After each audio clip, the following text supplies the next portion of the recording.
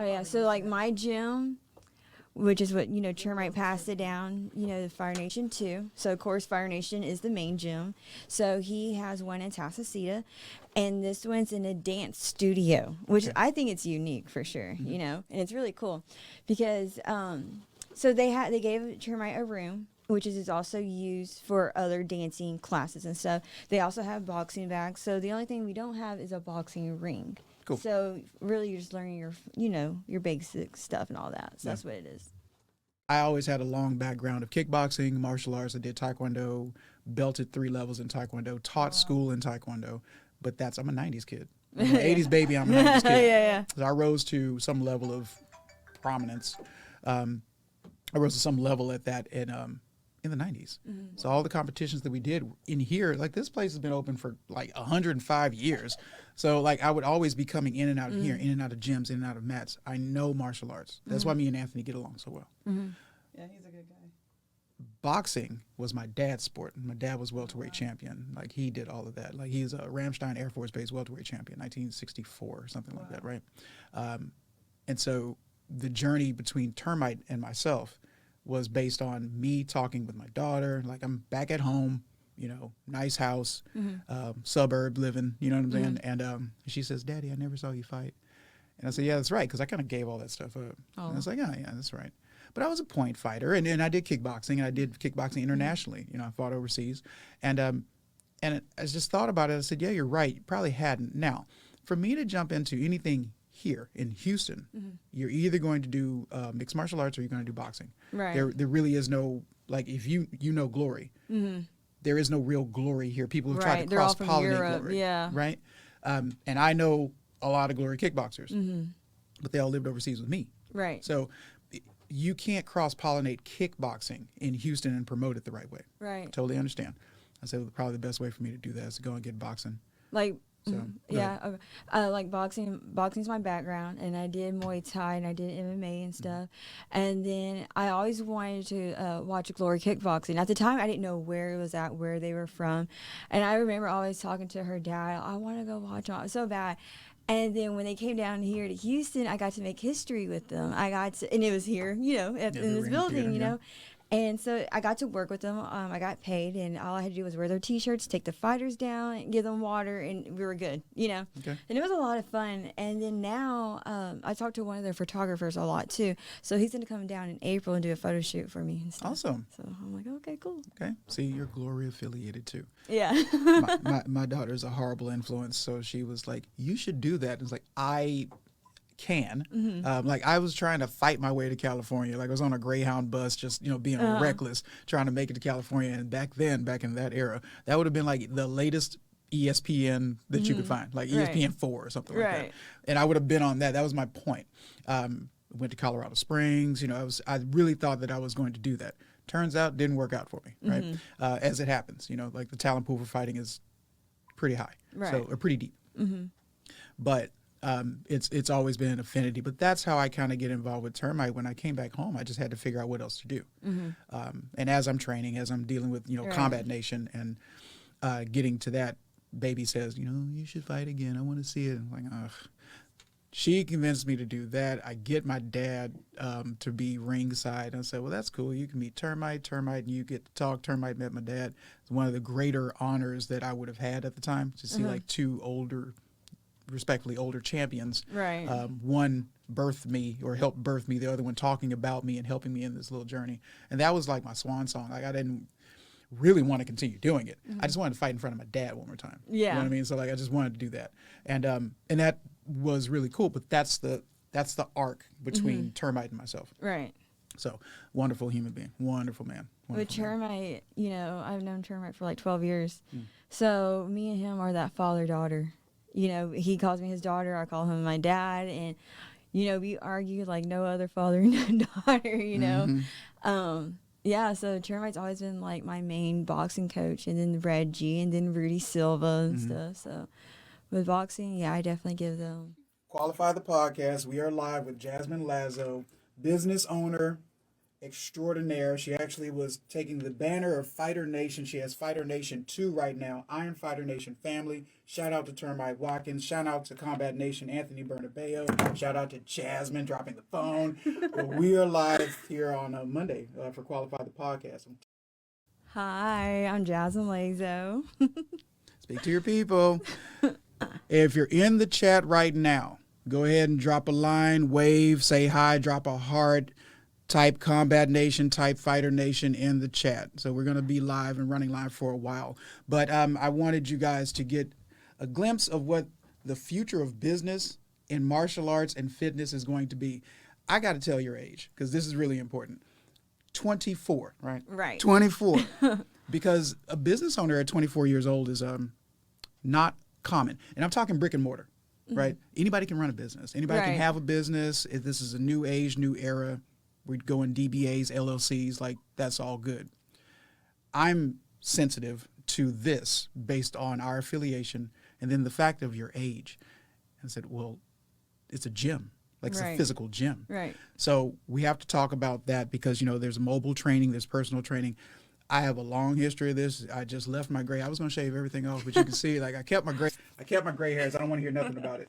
I kept that just so that I can just mark my age when I have this conversation because I've trained in so many different places in this city. I mean, arguably, we can say that I was clearly in Combat Nation training people, right? Fighter Nation 2, Atascocita, Right. is in a studio. And I used to do that stuff too. I used to teach cardio kickboxing. My boys used to joke about it. It's like, you're teaching Tabo classes? I'm like, I'm not. But there's a purpose for it. So I was teaching cardio kickboxing over at Inner Me Studios on Richmond. I don't know if they're still open, but hey, if you're there, shout out to you. And they had dance, boot camps, kickboxing classes. And I think they also had pole dancing classes in the other room. That's cool. We won't talk about that. But that's what we just did. But that's what that used to be. So I understand the history of building out a business, so to speak, which I completely respect, which is why I wanted to have you on the show. But now we got to talk about you. Right. So tell us about yourself. Well, I'm Jasmine. I'm 24 years old. So, yes, I've been doing boxing for like 12 years and stuff. And I fell in love with boxing. You know, I remember I always wanted to go pro at 7 years old. That's always been my goal. But before trying to go pro, I always wanted to go to like the Olympics and stuff. And that's always been my goal. And I feel like trying to go to the Olympics is a real big part of me because, you know, I'm Greek on my dad's side. Okay. So I feel like Olympics is important and stuff. But I was, you know, starting to train for it and everything, and, you know, life happened, so I didn't get to, you know, go for the Olympics and stuff. So I was like, well, I might as well just try to go pro, you know. Yeah, I don't have any fights right now, you know, because, you know, girls do back out, and of course, you know, when I first started, there wasn't a lot of girls, you know, and now there is a lot of girls, but still not a lot of girls, and then yeah, you see a lot, but are they going to compete is the thing, you know? Sure. So, you know, it's definitely hard with that and stuff. I love boxing, you know. We're going to get into that. For sure. I find that we're in a new age now, and you're actually speaking probably better on behalf of this generation than I am because I'm the grumpy old guy who just calls out stuff. But what I do see is that people are respectfully less focused on the one thing and looking at how they can leverage that thing into other avenues, right? So if you fight, but you also have to utilize perhaps another avenue. You know, I'm going to have a web page. I'm going to have promo. I'm going to have merch. I'm going to have a followership. I'm going to monetize my Instagram. I'm going to monetize my Facebook, right? Right. And in my opinion, because I'm old school and I don't care what you say, but in my opinion, not fully focusing on the task. And I think the Olympics is probably the best example to use, actually. But not fully focusing on the task tends to misdirect us.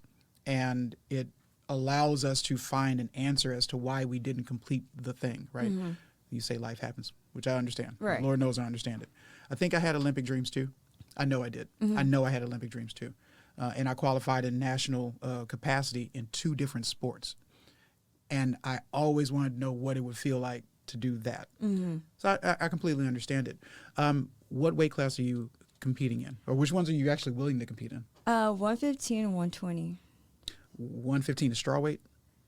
Ooh, I think so. Probably using MMA terms. Yeah. So you at the gym with those hands. But see, so my in and out at Fighter Nation, I think it stopped somewhere around 2018, I believe, is probably when I wasn't as active, right? Coming back home, I was super duper active. Like, you probably would have seen me there every day. Right. I left for Asia twice, though. So, like, you just can't really keep up with it. Right. But nonetheless, I've always called that home, and I'm very serious about not switching. I don't go to other gyms. I might work for other gyms. I Right. might Or visit. Maybe. I mean, I might get a guest pass, but Yeah. you might catch me strength and conditioning coaching there or offering a service there, but I won't say that I belong there. I Right. only belong to 3 gyms, and none of them are in the same town or country. Right. Like, they're just not. You only give credit to the ones that you only give feel. credit to 3. Yeah, that's how I am. Fighter Nation, Impact Academy in Hong Kong, Alan Nagali, I love you, and Simbi Muay Thai Academy in Phuket. Those are my 3. Right. So, why boxing? I just fell in love with it. I mean, I love punching. I mean, I love punching people in the face. It's like once you see that blood, like, that's it, game over. Like, I'm all for. I mean, I love the workouts. I love, that straight hardcore workouts. It's a lot of dedication, and people don't realize if you want to be great, you got to put the hours in. It doesn't happen overnight. Sure. I'll tell you that. I definitely put 5 hours every day. Even on the weekends, I would train. And like me, I don't believe in holidays at all. I believe in training. Holidays is just another day. I remember always training on Christmas Eve, Christmas Day. Like, that's me. If you want to go somewhere with it, you got to train. Yeah. An hour, 2 hours, 3 times a week is nothing. No, it's not. We'll consider that maintenance, right? That's not training. Right. That's working out. Right. And, oh, man, I just had this conversation last night. That's crazy. And I was just saying that here's an extreme difference. Like, if we're going to work out, I can go help you work out. Right. If you're going to work out with me, you might die. Like, right. you might have a heart attack. You're going to throw up in the trash can, and that's cool. And that's how you know if you're going to keep going with it or not. You know? If you want to do it after that, you're my person. Right. All right, that's cool. Go ahead and strap up. That's absolutely. And it doesn't matter what we were doing. We could be lifting weights. We could be, kickboxing, Muay Thai.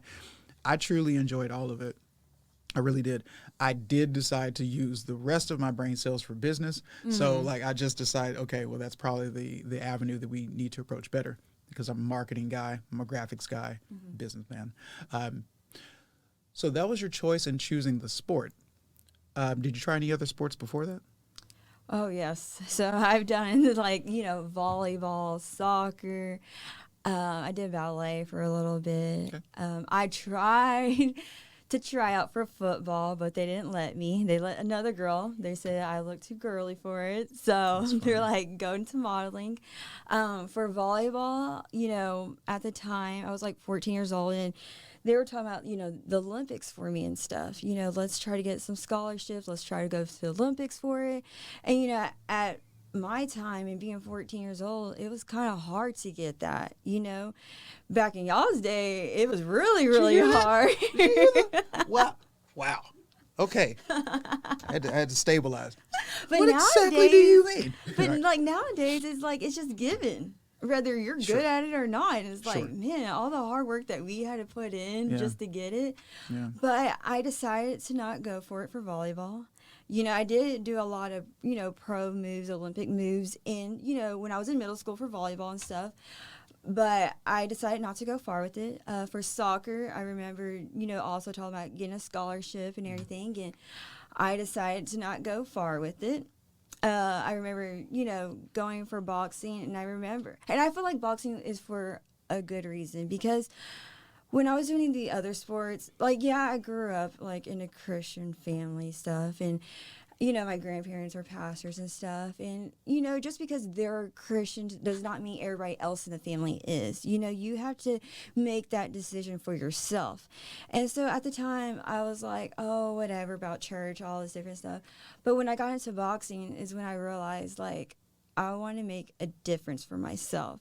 And I remember, Termite was, doing classes and stuff and always talking about God and boxing. Mm-hmm. And, there's nothing wrong with that at all, And so I really feel like boxing was for a reason, because I went into Termite's class. It's supposed to be like 30 minutes, just a month. I wanted it so bad. I went for 6 months straight, and it was about getting baptized. So I really believe boxing, it was a bigger step and definitely meant to be. Because if I didn't choose boxing, who knows what I'd be doing right now, Yeah. Wow. So I really feel like boxing was meant to be. And out of, being baptized, being in boxing, I did get baptized out of it. Mm-hmm. And honestly, not that long ago, I spoke in tongues, for the first time. And I know some people don't believe in it, but I do. Mm-hmm. And I believe that you have to have it, Yeah. And I get everybody's different on their relationship with God and stuff, But for me, I chose that I wanted to do that. And so I came back home in 2012. I think it was 2012. I might be off by 1 year. So I came home in 2012, and I was looking for something to do and looking for a place to be. We were living, I was married at the time, and we were living on the east side, right? So that's all Normandy and Federal, or Normandy and 610. And I was I-10. And I was looking for a church to belong to, and I was looking for just something to do. And I didn't have either one of those. Right. So I grew up in South Park, Houston, Texas, but my family was on the north side, and that was really, honestly, the only church that I belonged to. And that's Mount Pilgrim Baptist Church, Reverend Curry. And so being an adult, I needed to figure out where I wanted to root my family. Mm-hmm. And I wasn't going to drive, just practically, I wasn't going to drive from the east side to the north side. It didn't make a whole lot of sense. So we found Fellowship of the Nations. Mm-hmm. And when I walked in, and Johnny says, "Hey, Pastor Johnny, we got a gym over here too. You look like you're in shape. Why don't you go over there and see what's up at the gym?" I'm like, all right. There's a thing about this, and I don't know if you ever picked up on it, but it might do something to you when you know that you're in a real gym, because it smells different. Right. You know what I'm saying? Yeah. You caught it too. It smells different. Like, it smells like leather and blood. It smells like sweat. And that's either going to repel you, or it's going to say, like, I like it here. You know what I mean? Yeah. And that's essentially when I smelled it, I said, oh, yeah, this is a real gym. Like, you can smell it as soon as you walk in. It's got like plywood smell, you know what I mean? And I walk in because I'm, whatever, and they just stop and look. I'm like, crap. Shark Tank. I knew it. I just knew it because you can feel it. But I met Anthony that day, met Termite, and we got to talking. And through that constant, continuous application of understanding that family, that's when I made the choice as well. Right. To belong to that church, and then ultimately to be baptized. And I didn't realize he was going to do it until he's like, yeah, I'm going to do it. I was like, well, cool. No better person. Right. And so that's a really interesting correlation. I'm really glad that you brought that up. That's cool. I'm really glad that you brought that up, because that's a very interesting arc between us, generationally. That's really cool. So Termite's been affecting lives for a very long time. Oh, yeah. Very long time. So what is that? 3-time world champion? Who, Termite? Yeah. I don't know. Might be 3 times. Something like that. I'm not pop quizzing you about Termite. I'm just asking. Yeah. I think it is. Sir, you can correct me if I'm wrong. I know you got 2 of them. But for that, and what's even more interesting about him is that his name is Maurice Termite Watkins, and my dad's name is also Maurice. So it's just like, oh my God. So my dad had 2 names. Long story, I ain't gonna bore you with it. But the point though is Maurice was one of them, right? So I just always thought the arc was cool, right? So always and forever, shout out to him. So with the business of Fighter Nation, you are owner and also trainer. So, I mean, effectively head coach. Did you call yourself head coach, or you just call yourself the trainer at the gym? Like, what do you do? I don't call myself nothing. Boss? Is that what you do? Like, maybe. Maybe boss. Okay. I mean, I just have fun with it. Okay. I've been training people for 12 years. Okay. So, I mean, before this business, I've always trained people. So I really don't feel like I'm always been the type, okay, I'll help you. If you need help, okay, I'll help you. But I've also learned, before this whole business thing, I didn't have the time. And of course, you have to be selfish when it comes to the sport. Sure, yeah. Yes, you do. Yes. For sure. But now that I have this business going, it's also changed my mind to where you can take out time to help somebody else. Because it also helps you when you go into those fights. It helps you to learn how to be more sharp. have to be on point. Mm-hmm. You know, when you have to correct someone, it also has you thinking, man, am I doing it that way, or do I need to make myself better? Yeah. Or how can I make myself better? True. Yeah. So I've learned a lot, you know, in this business in a short period of time, because I haven't had it that long.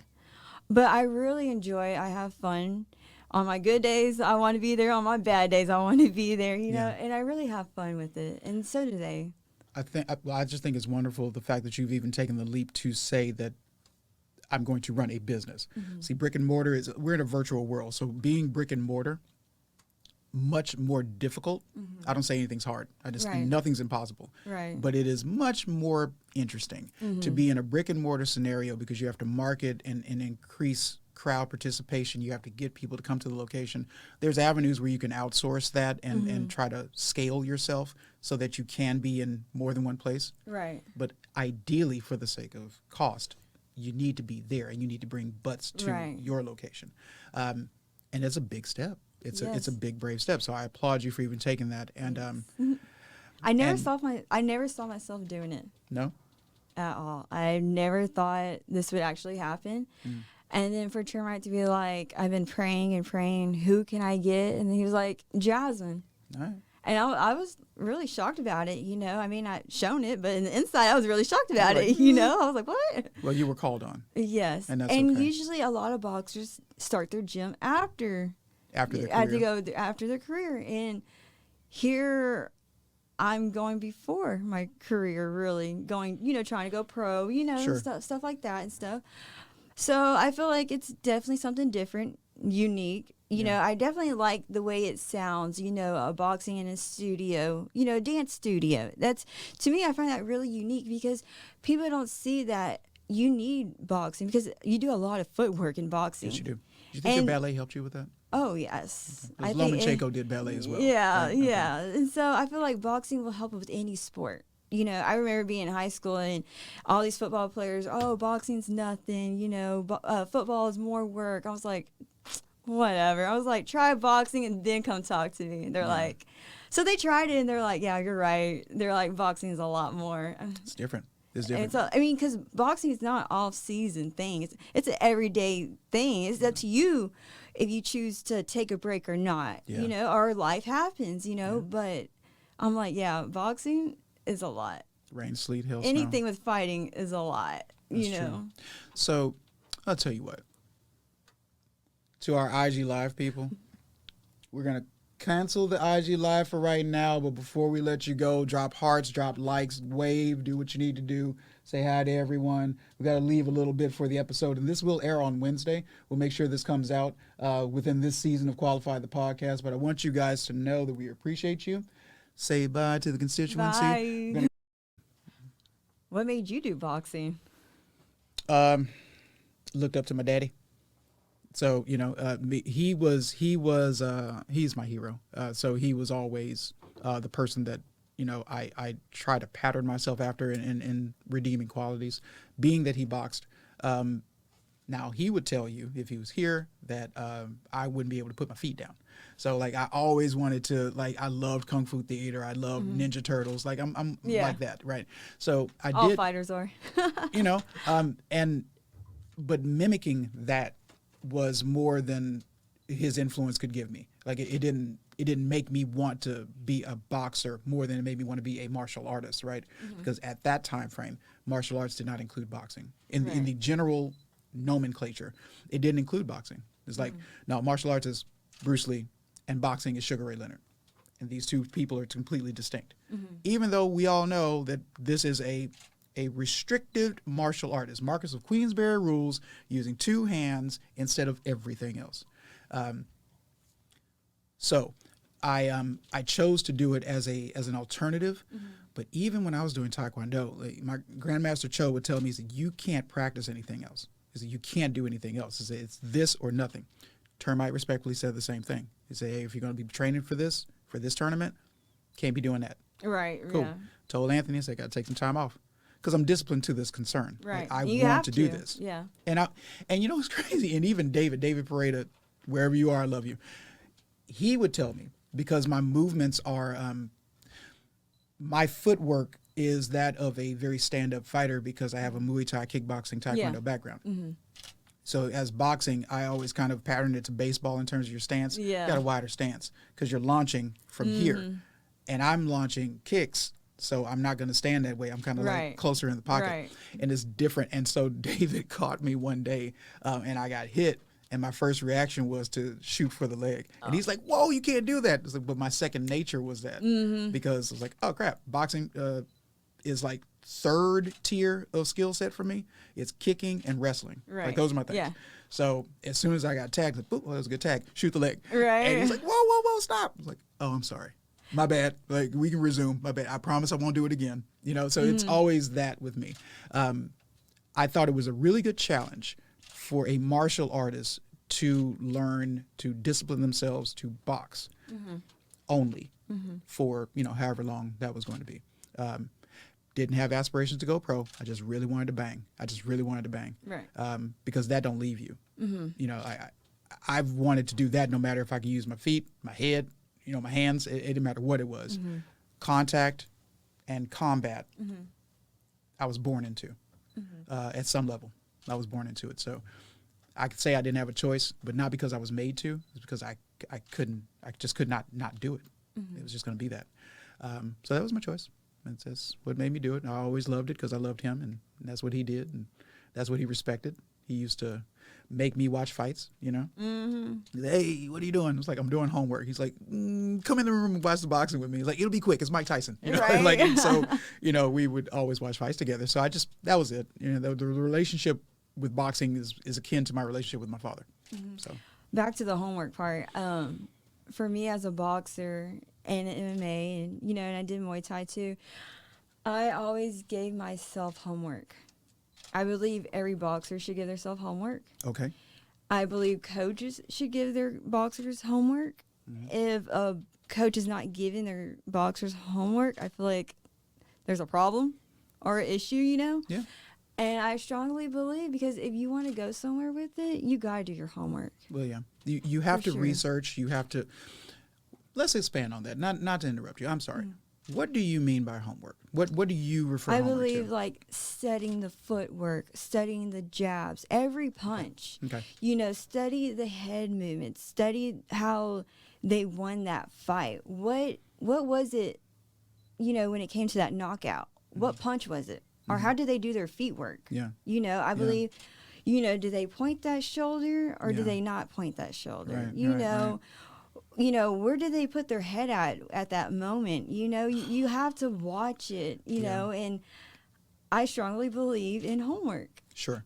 Even if they're a good fighter, and I also believe doing homework even on the bad fighters, because you want to learn what not to do. Yeah. You know, so I have a thing about that. So, you know, now less entertaining fighters, sure.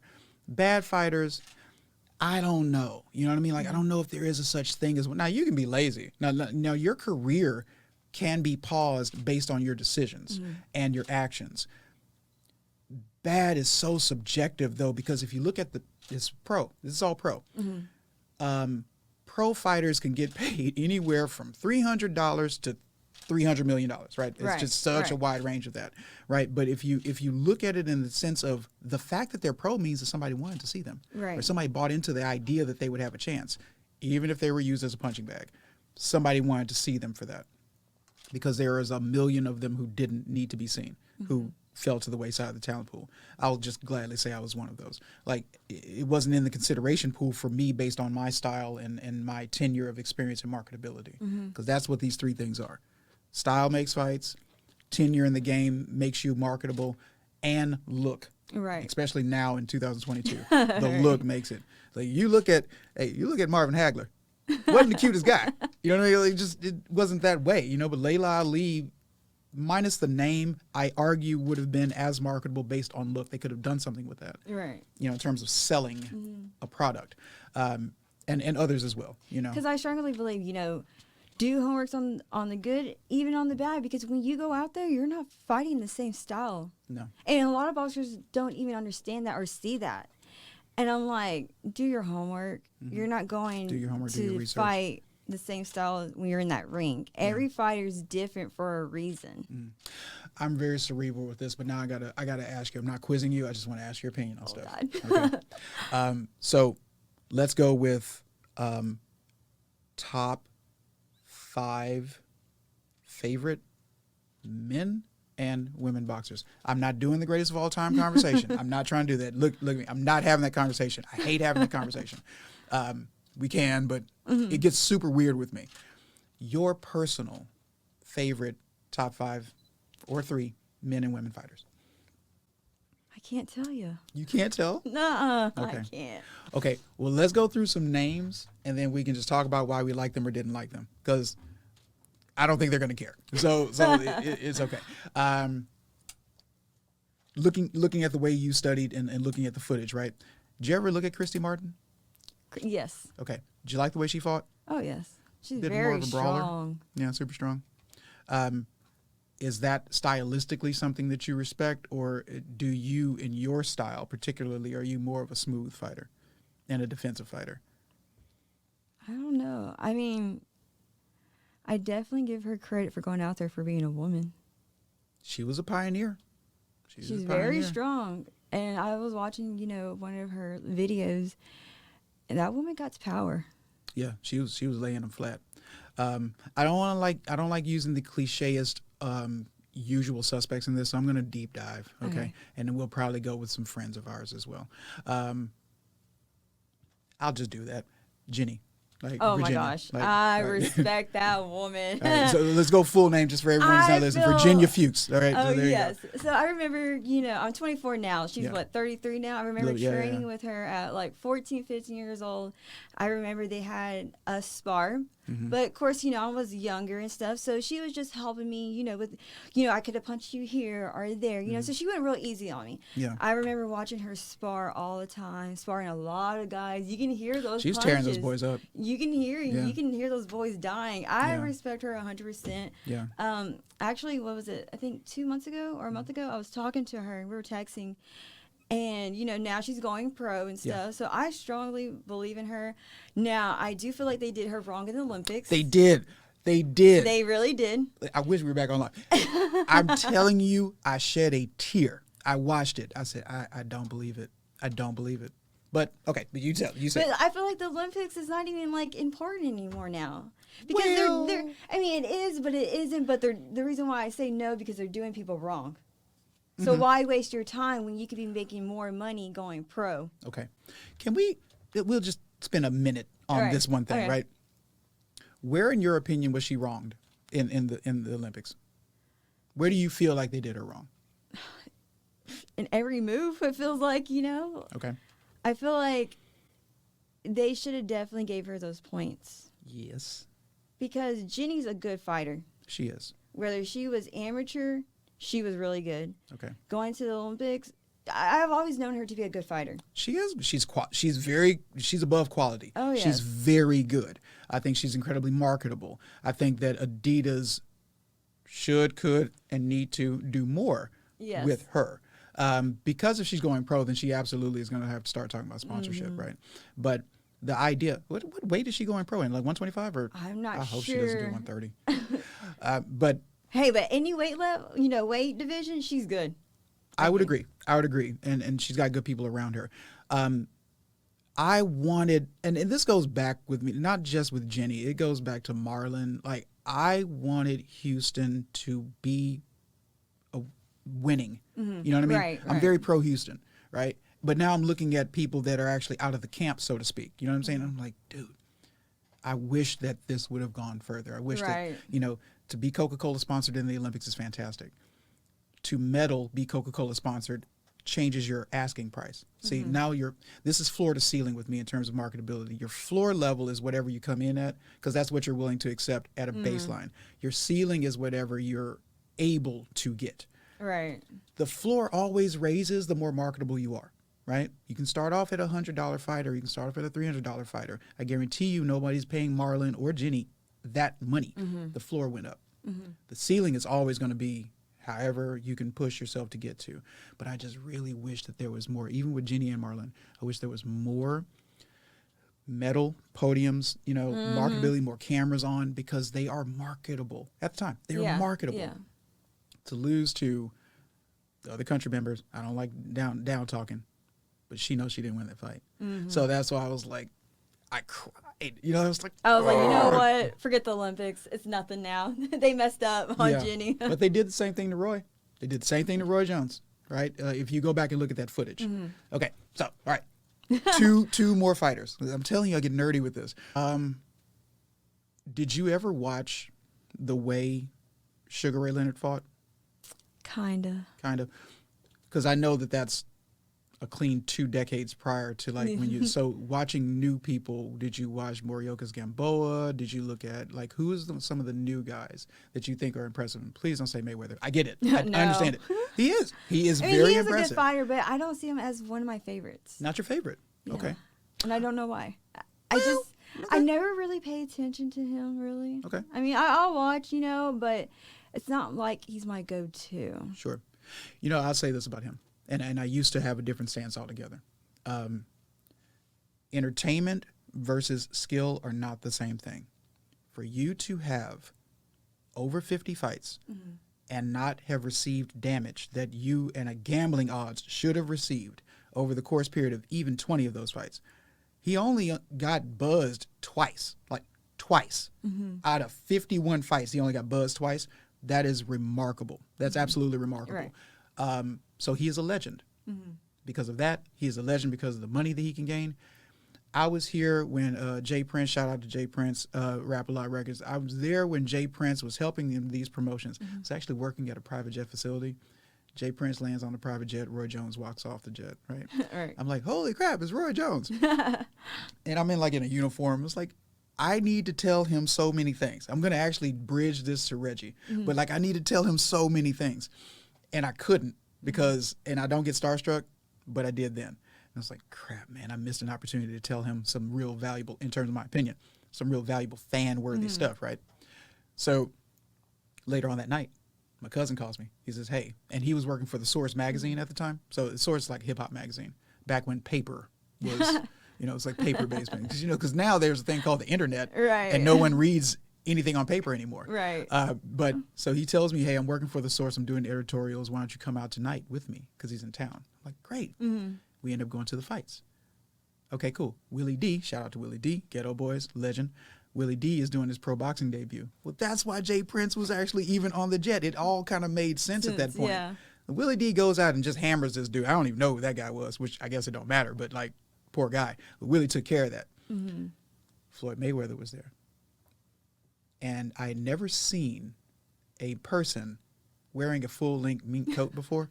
a man wearing a full-length mink coat. I heard about this in magazines and stuff. I was like, so what could you possibly be doing in hot tropical Houston in a full-length mink? That's crazy. He wasn't Money Mayweather then. He was Pretty Boy Floyd. That's how old I am. That's how long ago this was, right? Yeah. He was Pretty Boy Floyd. But the parallels of it. But I argued this one point. And I say this with all due respect. Because Reggie Johnson, I've looked at all of his footage. So talking to him is kind of like I get fat tongued with it because I'm a nerd, as you probably have taken. I'm a little nerdy with this. So when I talk to him, I can't say anything. It's kind of like, I don't know where to start with this guy because I have so much to say. Like, hey, did you really think that you needed to land that left hook at the time? Like, it's that with me. I get all Russell Crowe with it. When he talks, I'm like, you know what? I'm gonna let him talk. Take all that knowledge in. That's all you gotta do. The very valuable thing that he taught me, and I don't think he didn't say it, but he taught me because I was observing him. Because at his age at the time, I was looking at him, and when I go warm up, I warm up at approximately 60% of my clip because I'm trying to shake my muscles out faster. Right. He never did that. He started off really slow. He would just bang.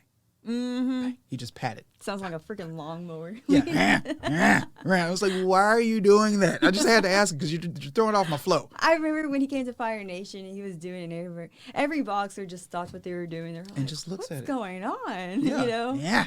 I'm like, that's Reggie. That's Reggie. And he looked at me and he said, I can't start off that fast no more. Yeah. And I'm still concerned. Like, you can still hurt somebody. He said, Oh, but yeah. I just don't start off that fast no more. He said, you'll get to it. You'll get to slowing down. You'll realize. Yeah. And It's when he good to said start it, off slow because you'll like realize, do I need to move this way or move that way? Right. And it's good to start off slow and then work yourself back up. Yeah. Because if you go too fast, then you're not realizing what you need to fix. That's exactly what I was going to say. That's exactly what I was going to say. He made me think about what I was doing wrong in the heavy bag drills because you're going to shadow box and you're envisioning a fight. I stopped envisioning the fight in the heavy bag. I'm just hitting the bag. Right. Because I'm going to get back to envisioning it later Right. in my head because I got the old dog stuff in me. And that's just not what we did in other sports, right? Respectfully. But he made me, when I slowed it down, I said, oh, I can actually think about hitting it full force while parrying and slipping and dodging on the heavy bag. And then my movements became more concentrated that I'm actually moving the bag around Right. instead of just hitting the bag. Because in kickboxing, you don't do that. For You just sure. kick the bag. Yeah. So there's just a mindless aspect of hit at full force for 10 minutes and then we'll move on to the next interval training. Yeah. Especially like when it comes to doing hand pads, you know, they're always like, okay, let's do this combo. And, you know, you get a lot of coaches that are like, let's do this combo and they do it real, real fast. I'm like, okay, but let's just slow it down. Let's make sure I get it right. Sure. You know, so what I do, they'll show me, so I'll go back, okay, so you said this. And I'm like, okay, so we go slow. And then once I got it down, they're like, yes. Then I'm like, okay, now let's go full force with it. Yeah. That's how I always been. And still today, I'm still like that, you know. So I like to make sure I get it right, make sure my punches look sharp, on point, because you don't want to look like a dirty boxer out there, you know. No. You want to make sure that jab is straight and on point. You know, there's a reason why you push with that back leg and with your arm straight. Yeah. Because if you don't push with that back leg and you don't have your arm straight, your punches are really not going to get anywhere.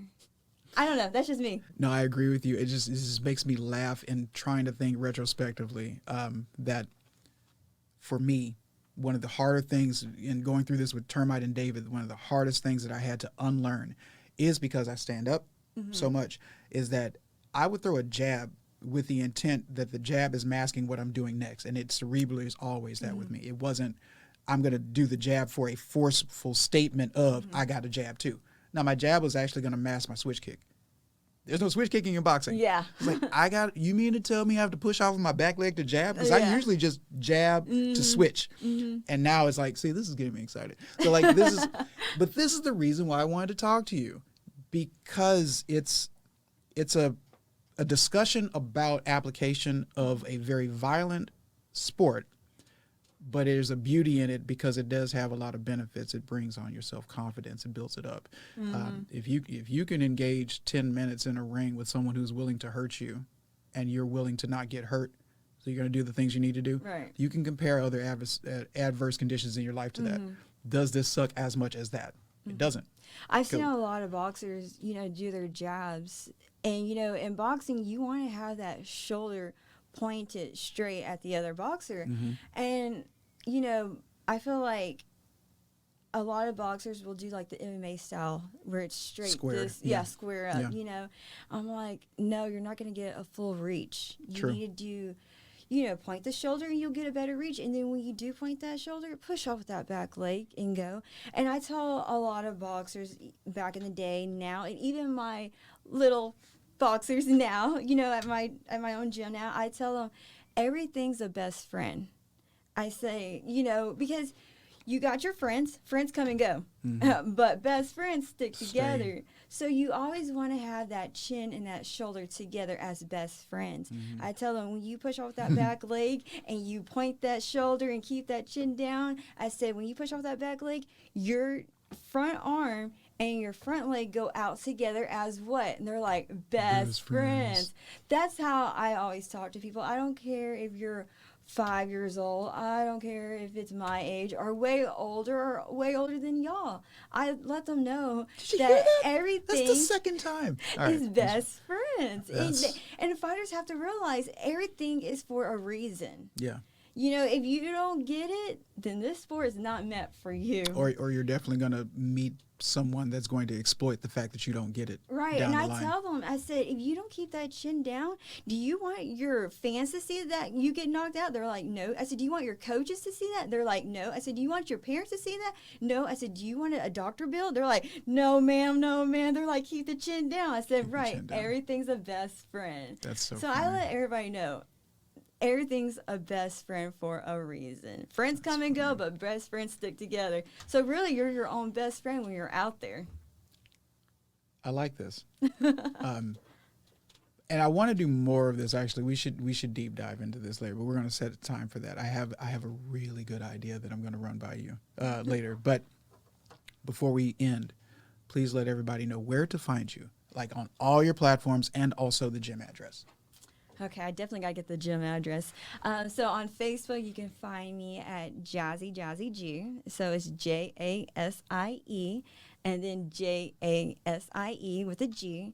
And then on Instagram, you can find me at Jasmine Lazo. And of course, my Instagram got hacked, so it would definitely say new account. So that's me for sure. So it's Legacy Performance Art Academy at 8034 FM 1960.